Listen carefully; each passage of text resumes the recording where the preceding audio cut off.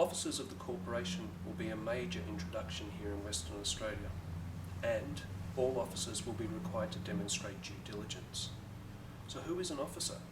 Well, an officer is effectively a person who makes or participates in making decisions that affect the whole or a substantial part of the business and the corporation.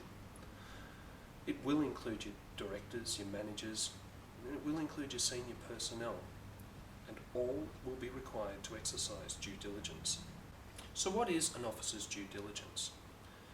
Due diligence is whereby an officer is required to take reasonable steps to acquire and gain knowledge of work health and safety matters, to ensure that appropriate resources, processes and controls are in place, to ensure appropriate processes for complying with work health and safety duties.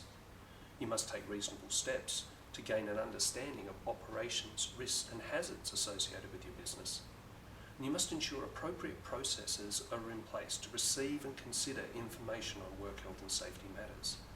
And an officer must verify provision and use of those resources and processes. An officer is a person who makes or participates in making decisions that affect the whole or a substantial part of the business of the corporation. This will include directors, managers, and may even go to the level of senior supervisors. For instance, if you own a metal shop and everybody goes home at 3 o'clock and leaves the night shift there under the control of a senior supervisor, that person may be deemed in the courts to be an officer by virtue of the decisions that they are making in the workplace. And you'll have to think about that, ladies and gentlemen. Who is it that's actually controlling safety in your workplace when you're not there? A registered nurse left at night in a nursing home may be deemed to be an officer by virtue of the fact that they could be making decisions that will affect the health and safety of the workers in that workplace. So, although the interpretation of an officer is still to be determined by the courts, effectively it will be somebody who is making decisions that will affect the health and safety of the employees. If that person makes a decision with an adverse outcome, even the PCBU could be held accountable for the decisions that the people are making, and that's something to think about. This can include reporting notifiable incidents, consulting with workers. It can mean ensuring compliance with any notices that are issued under the Act.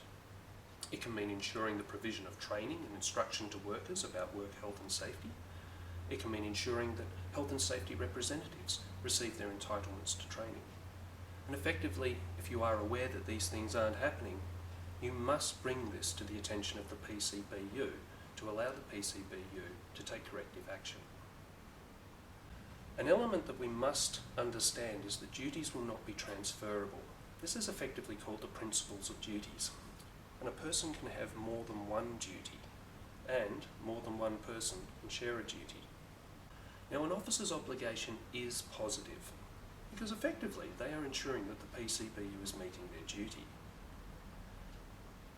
It is independent to that of the PCBU, and it is important to note that officers can be found guilty of an offence. In fact, the PCBU does not have to be guilty, and officers will face monetary fines and, in the worst case scenarios, imprisonment.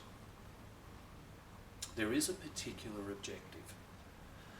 In fact, we're trying to ensure that directors and other officers provide strong leadership on work health and safety matters. We're trying to ensure that work health and safety is built into the corporate governance mechanisms, and in fact, that work health and safety becomes a substantive consideration when they make financial, structural and organisational decisions.